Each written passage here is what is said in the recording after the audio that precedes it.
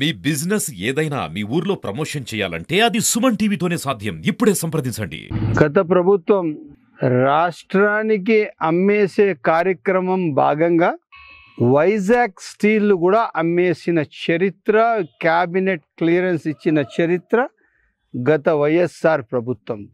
దాదాపు 10,000 మంది ఉద్యోగస్తులు ఉన్నారు అక్కడ. 2 లక్షల కోట్లు విలువ చేసే వైజాగ్ స్టీల్ ప్లాంట్ వచ్చి వైజాగ్ హక్కు మన హక్కు.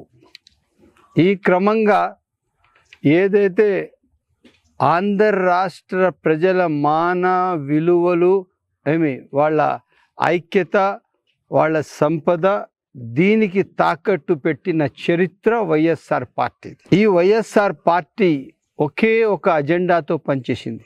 ఉన్నది ఉన్నట్టుగా పరాధీనం చేసేయడం, కలెక్టర్ ఆఫీసులు ఒక బాండ్ రూపంగా తయారు చేసి అమ్మేయడం, గ్రౌండ్లు ఏదన్నా ఉంటే అది బాండ్ రూపంగా తయారు చేసి అమ్మేయడం. ఆ బాటలోనే ఏదైతే వైజాగ్ స్టీల్ ప్లాంట్ ఒక ప్రైవేట్ కంపెనీకి క్యాబినెట్ క్లియరెన్స్ ఇచ్చి అమ్మడానికి పూర్తి స్థాయి కంకణం కట్టుకున్నది. 2024లో గత ఎలక్షన్లో ప్రజలు ఆశీర్వాదంతో పెద్దలు చంద్రబాబు నాయుడు గారు కూటమి ప్రభుత్వం ఏర్పడిన తర్వాత ఇచ్చిన మాట ఇచ్చినట్లే వైజాగ్ స్టీల్ ప్లాంట్కు పూర్తి స్థాయిగా ఆదుకుంటూ వైజాగ్ స్టీల్ ప్లాంట్కు 11,404 కోట్లు మళ్ళా ఆర్థికంగా ఈ అభివృద్ధికి పూర్తి స్థాయిగా కేంద్ర ప్రభుత్వం నుంచి విడుదల చేపించిన చరిత్ర చంద్రబాబు నాయుడు. మొన్న ప్రధానమంత్రి గారు వచ్చిన సందర్భంలో ఎవరైతే ఉక్కు కర్మాగారం మంత్రి కుమారస్వామి గారు మాట ఆడ వైజాగ్ స్టీల్ ప్లాంట్ యథావిధిగా నడవాలంటే 18,000 కోట్లు ఉంటే తప్పకుండా వైజాగ్ స్టీల్ ప్లాంట్ యథావిధిగా ఉంటుంది, దానికి చాలా ఆర్థిక వసతులు అవసరం ఉన్నాయని చెప్పి మాట ఇచ్చిన తర్వాత తక్షణం పెద్దలు చంద్రబాబు నాయుడు గారు ఢిల్లీకి వెళ్ళి ప్రధానమంత్రి ఆఫీస్కి మాట్లాడి ప్రధానమంత్రితో కూర్చున్న తర్వాత 11,440 కోట్లు ఇచ్చిన చరిత్ర పెద్దలు చంద్రబాబు నాయుడు గారిది, పవన్ కళ్యాణ్ గారు. ఈ ప్రభుత్వం ప్రజా ప్రభుత్వం. ₹1 ఎక్కడ కూడా పరాధీనం చేయలేదు, ఏ ఒక్క ఆస్తి అమ్మలేదు, ఏ ఒక్క డబ్బు దుర్వినియోగం చేయలేదు, ఎక్కడ భూ కబ్జాలు చేయలేదు, శాండ్ మాఫియా చేయలేదు, వైన్ మాఫియా చేయలేదు. ఇదే కాకుండా ఆంధ్ర రాష్ట్ర ప్రజల మాన ప్రాణ అన్ని కాపాడిన చరిత్ర చంద్రబాబు నాయుడు గారికి. రాష్ట్రం ఆర్థికంగా అతలాకుతలమైపోయింది. రాష్ట్ర పరిస్థితి చాలా దయనీయంగా ఉంది ఆర్థికంగా. అయినా ఈరోజు గ్రామాలు అభివృద్ధి చెందుతున్నాయి, మున్సిపాలిటీలు అభివృద్ధి చెందుతున్నాయి, రోడ్లు అభివృద్ధి చెందుతున్నాయి, ఇరిగేషన్కి ఫండ్స్ ఇస్తున్నారు, R&Bకి ఫండ్స్ ఇస్తున్నారు. అదే కాకుండా పంచాయతీరాజ్కి ఫండ్స్ ఇస్తున్నారు. పంచాయతీరాజ్ వాళ్ళు EGS ద్వారా పనులు చేయలేకపోతున్నారు. ఎందుకంటే గత 5 సంవత్సరాలు అధికారులకు పని లేదు. Madanapalle constituency, Thamballapalle constituency, Palamaner constituency, Punganur constituency ఇంజనీర్లంతా ఇక్కడ వదిలేసి బెంగళూరు రియల్ ఎస్టేట్ చేసేదానికి వెళ్ళిపోయింది. ఇప్పుడు మళ్ళీ తిరిగి వచ్చేసినారు. ఇంకా ఇక్కడ మాకు చంద్రబాబు నాయుడు ముఖ్యమంత్రి అయినారు, ఇంకా ఫుల్ పని పెట్టినారు. సో ఇరిగేషన్కి ఫండ్స్ వస్తున్నాయి. ఇంకా మార్చి నుంచి వరదల్లా కురిపిస్తారు ఫండ్స్. బట్ రాష్ట్రం ఏమో ఆర్థికంగా ఎదగలేదు.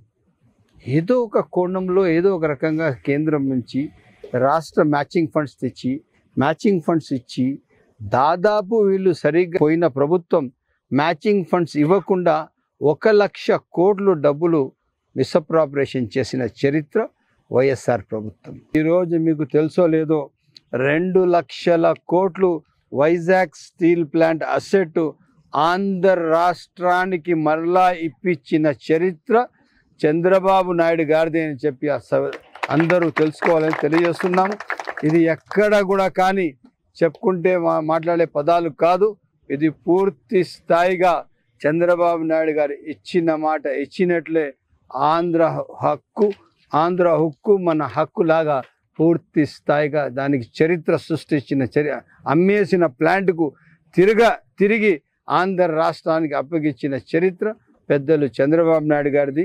ఈరోజు ఉక్కు కర్మాగారం మళ్ళా ఆంధ్రలోకి వచ్చిందంటే దానికి కారణం ఒక్కొక్కరు, అది చంద్రబాబు నాయుడు గారిని సవినయంగా తెలియజేస్తుంది. వైకుంఠ ఏకాదశికి రామసముద్రం మండలం ఊలపాడు పంచాయతీ నుండి భారీగా దాదాపు 400 మందికి పైగా వైకుంఠ ఏకాదశికి తిరుమలకి పాదయాత్రగా వెళ్ళారు.